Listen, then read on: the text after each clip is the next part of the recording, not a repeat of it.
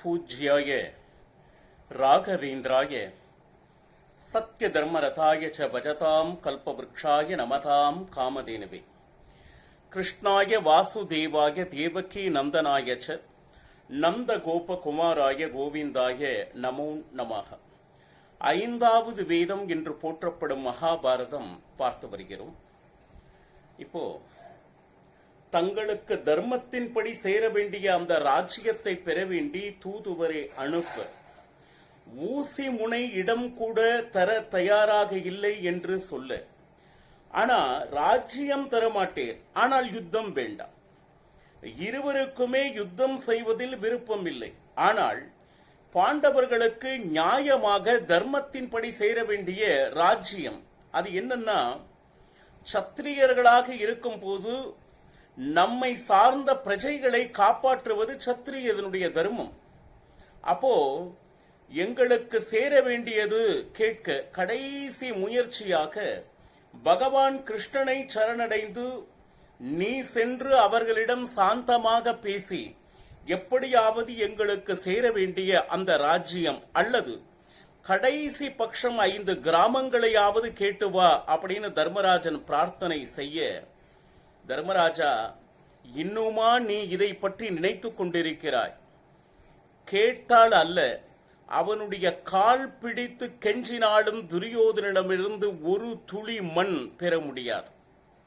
இது தீர்க்கமான பகவான் கிருஷ்ணனுடைய விஷயம். இது என்னன்னா, அவனுக்கு நன்றாக தெரியும் துரியோதனாதிகள் பச்சாதாபம் பார்ப்பவர்கள் அல்ல.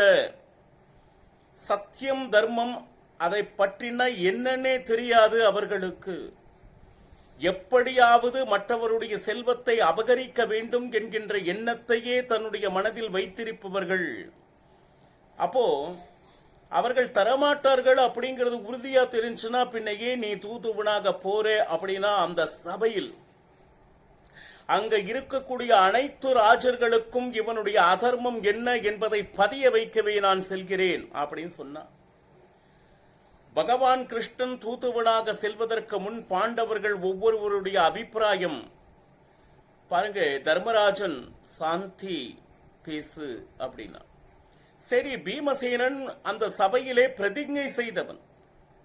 அந்த தொடையை முறிப்பேன், ரத்தத்தை கொடுப்பேன் என்கின்ற பிரதிஜை செய்த பீமசேனன் கிருஷ்ணனை பார்த்து கூடுமானவரை தயவு செய்து அமைதியாக பேசி அவர்கள் கொடுக்கின்ற அந்த ராஜ்யத்தை வாங்கி வா அப்படிதான் சொன்னான். பீமசேனுடைய வீரம் எங்கே? அங்க நடந்த அதர்மத்தின்படி அந்த நேரத்தில் கோபம் வந்த போது அவன் செய்த பிரதிஜை எங்கே அப்படின்னு பார்த்தா, அவன் நினைத்தது என்னன்னா, என்னால் அந்த பரத குலமானது அழிந்தது என்கின்ற பெயர் வந்துவிடக்கூடாது.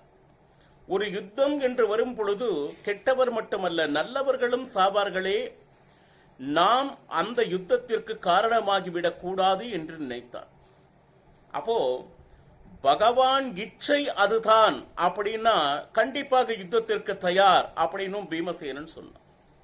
இப்போ அடுத்து நகுல, அவனும் பாத்தீங்கன்னா அவங்க நீ என்ன போய் கேட்டுட்டு வந்தாலும் எனக்கு சம்மதம் அப்படின்னு சொல்லிட்டு சொன்னான்.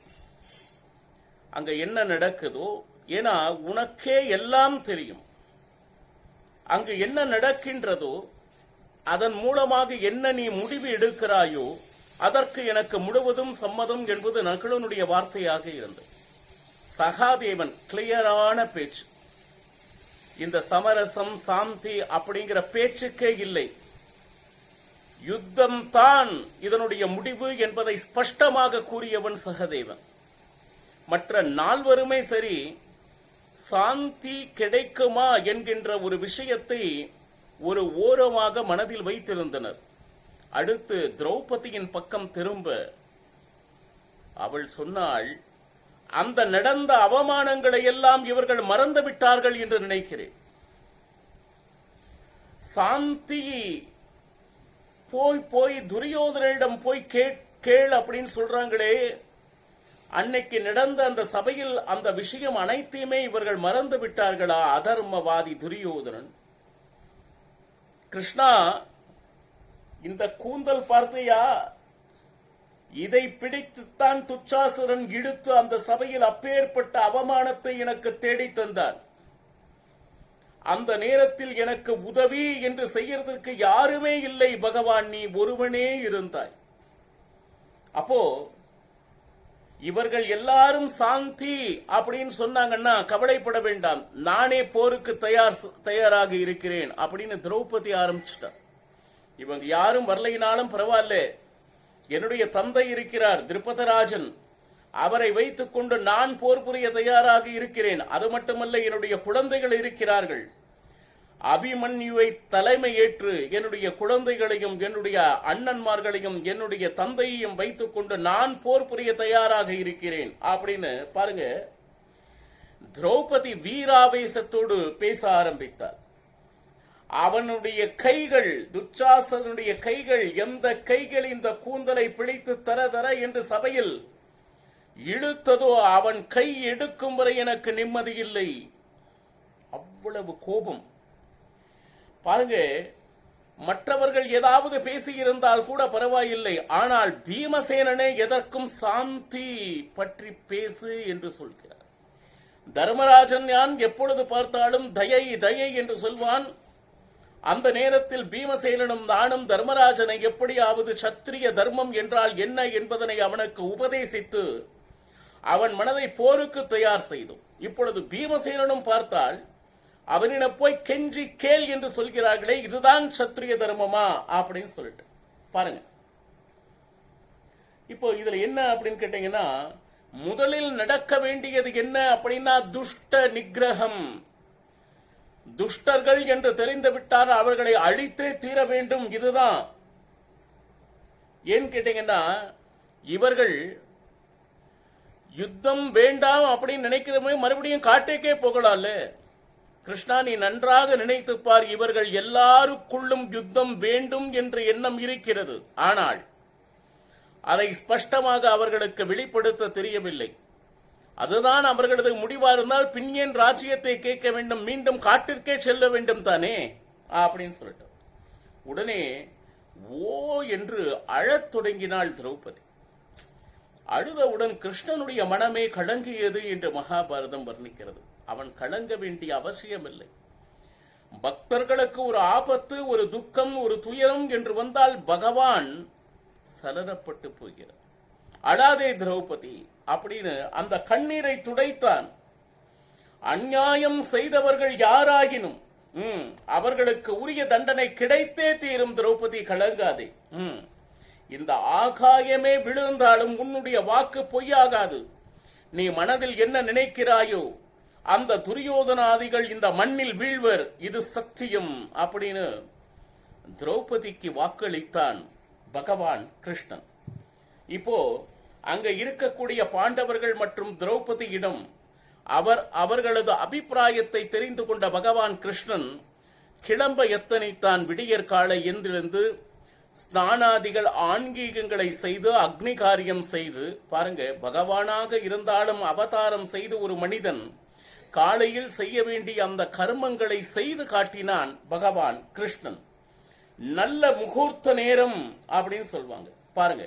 கார்த்திகை மாதத்தில் ரேவதி நட்சத்திரத்தில் விடியற் காலை 3வது முகூர்த்தத்தில், ஒரு நாளைக்கு 15 முகூர்த்தங்கள் அப்படின்னு ஒரு நாளை பிரிக்கிறார்கள்.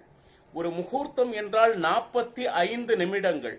3வது முகூர்த்தம் என்றால் சூரிய உதயமாகி 1 மணி நேரம் கழித்து, ஒரு சூரியன் 6-6:15 மணிக்கு உதயமாகிறது என்றால் சுமார் 7 மணி அளவில் கிளம்ப எத்தனைத்தான் பகவான் கிருஷ்ணன்.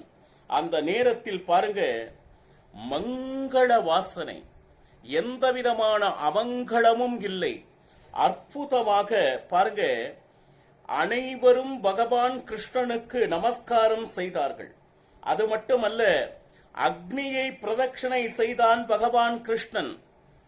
நெய் எல் என்ற போன்ற என்ன சொல்லுது, புண்ணியம் தரக்கூடிய அந்த பதார்த்தங்களை தரிசித்தான். சாத்தகி அந்த ஆயுதங்களை எல்லாம் எடுத்து ரதத்தில் வை. ஏன்னா துரியோதனன் கிட்ட பேசும் பொழுது என்ன வேணா நடக்கலாம். அதனால அவன் அத்தார்மீகன் என்பதை ஸ்பஷ்டமாக தெரிந்து வைத்திருந்தான் துரியோதனன். வெறும் பேச்சு மட்டும் துரியோதனிடம் செல்லுபடி ஆகாது என்பதை அறிந்தவன் பகவான் கிருஷ்ணன். அப்போ அவனுடைய சாரதி, கிருஷ்ணனுடைய சாரதி தாருகன், அவன் பாருங்க 4 அற்புதமான குதிரைகள், கருப்பு நிறம் உடையவை. சைன்யம் என்ற ஒரு குதிரை, சுக்ரீவா என்கின்ற ஒரு குதிரை, மேக புஷ்பா அப்படிங்கிற ஒரு குதிரை, 4வது குதிரை பலாக்கஹா என்கின்ற 4 குதிரைகள் பூட்டப்பட்ட அற்புதமான ரதத்தில் பாருங்க, எங்கு பார்த்தாலும் மங்கள கோஷங்கள், மந்திரங்கள், ரிஷிமுனிகள் ஒழிக்க, அது மட்டுமல்ல அனைவரும் இணைந்து ஒரு சேர பகவான் கிருஷ்ணனை அனுப்பி வைக்க அந்த ரதத்தின் மேல் கருடன் பிரதட்சணையாக வந்து கொண்டிருந்தான். பாருங்க, சாத்தகி சகித்த பகவான் கிருஷ்ணன் ரதத்தில் ஏறி எங்க பார்த்தோம்னா அந்த நேரத்தில் அனைத்துமே சுப சகுனங்களாக தெரிந்தது. அது என்ன சுப சகுனம் அப்படின்னா, மெல்லிய காற்று வீசியது. காற்று பலமாக அடிப்பது சுபசகுனம் அல்ல. அதாவது கீழே இருக்கக்கூடிய மண் துகள்கள் மேல் எழா வண்ணம் மெல்லியதான காற்று வீசினால் அதற்கு சுபசகுனம் என்று பெயர். அதே போல வானம் மேகங்களை இழந்து நீளமான வானம் வெளிர் நிலமாக இருந்தது அப்படின்னா இது சுப சகுனத்தை குறிக்கும். அது மட்டும் அல்ல, பாருங்க, பட்சிகள், பறவைகள் என்ன செய்து அப்படின்னா, கிருஷ்ணன் அந்த ரதம் ஆரம்பித்தவுடன் அந்த ரதத்தின் மேலே அவை அனைத்தும் பிரதட்சணாகாரமாக பறந்து கொண்டு இருந்தது அப்படின்னு வர்ணிக்கிறது. அது மட்டும் அல்ல, கூடவே அந்த ரதம் போக போக அந்த பட்சிகளும் கூடவே சென்றது.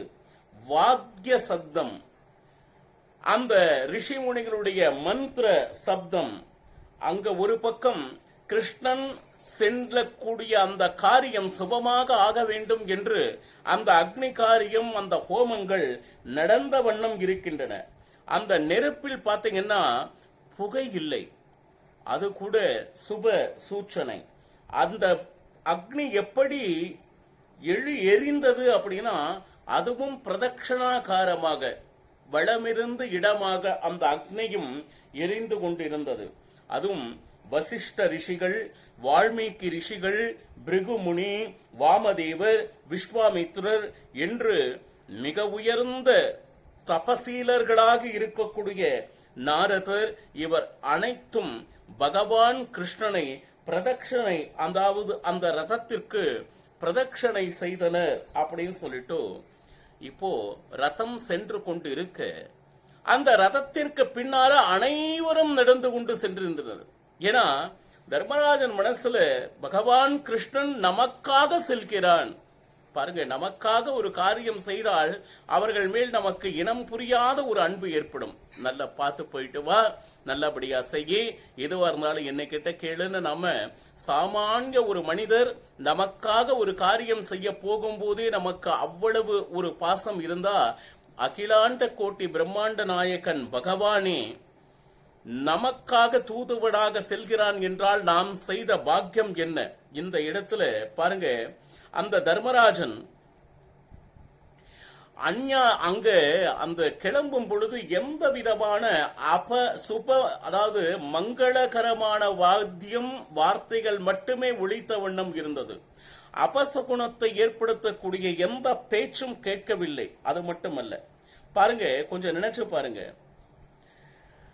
பகவான் கிருஷ்ணனுடைய மகிமையை இந்த நேரத்தில் தர்மராஜன் அனைவர் முன் எடுத்து எம்பினார். என்ன அப்படின்னா, அநியாயம் அப்படிங்கிற ஒரு வார்த்தை பகவானுடைய கிருஷ்ணனுடைய வாழ்க்கையில் என்னைக்குமே அவன் நடத்தியது இல்லை. ஒன்று, சாமானிய மனிதர்கள் செய்வார்கள். என்னன்னா, அது அநியாயம் என்று தெரிந்தே, அதர்மம் என்று தெரிந்தே பயத்தினால் கூட அந்த அதர்மத்தை செய்வார்கள். இதை செய்யவில்லை என்றால் என்னுடைய உயிர் போய்விட்டால் அப்படின்னு அந்த பயத்துல அந்த அநியாயம் செய்பவர். சிலர் லோபத்தினால் அந்த அநியாயத்தை செய்ய துணிவர். ஆனால் பகவான் கிருஷ்ணன் என்றுமே அப்படி அல்ல. பகவான் கிருஷ்ணனுடைய புத்தி என்றுமே ஸ்திர புத்தி உடையவன். பாருங்க, எந்த ஆசையும் இல்லாத ஒருவன் யார் அப்படின்னா அவன் பகவான் கிருஷ்ணன். என்றும் ஒரே மாதிரி இருப்பவன். அதாவது இவர்களை கண்டால் ஒரு மாதிரி, மற்றவரை கண்டால் வேறு ஒரு மாதிரி அப்படிங்கிற அந்த மாறுதல் அற்றவன். அது மட்டுமல்ல, தர்மம் என்றால் என்ன என்பதை முழுவதும் அறிந்தவன். அவன் பேசினால் அதுதான் தர்மம். அது மட்டும் அல்ல, அவன் மிகப்பெரிய ஞானி. இந்த உலகத்தில் எவ்வளவு சாஸ்திரங்கள் இருக்கிறதோ அத்தனை சாஸ்திரங்களையும் அறிந்தவன். அதாவது பூரணம், முழுமையாக அறிந்தவன், அரை குறையாக அறிந்தவன் அல்ல. அது மட்டுமல்ல, சமஸ்த ஜீவர்களுக்கு ஓனர், படைத்தவன் யார்? அவன் ஒருவனே. தேவதேவன், தேவர்களுக்கெல்லாம் தலைவனாக இருப்பவன், மிகப்பெரிய பராக்கிரமசாலி நம் பகவான் கிருஷ்ணன் நமக்காக இறங்கி வந்து இப்பொழுது தூதுவனாக சென்று கொண்டு இருக்கிறான் என்று பகவான் கிருஷ்ணனுடைய மகிமைகளை தர்மராஜன் கூறிக்கொண்டு இருக்கிறான். மேலும் என்ன நடந்தது என்பதனை நாளையும் பருகலாம். சர்வம் ஸ்ரீ கிருஷ்ணார்ப்பணமஸ்து. ஹரே ஸ்ரீனிவாசா.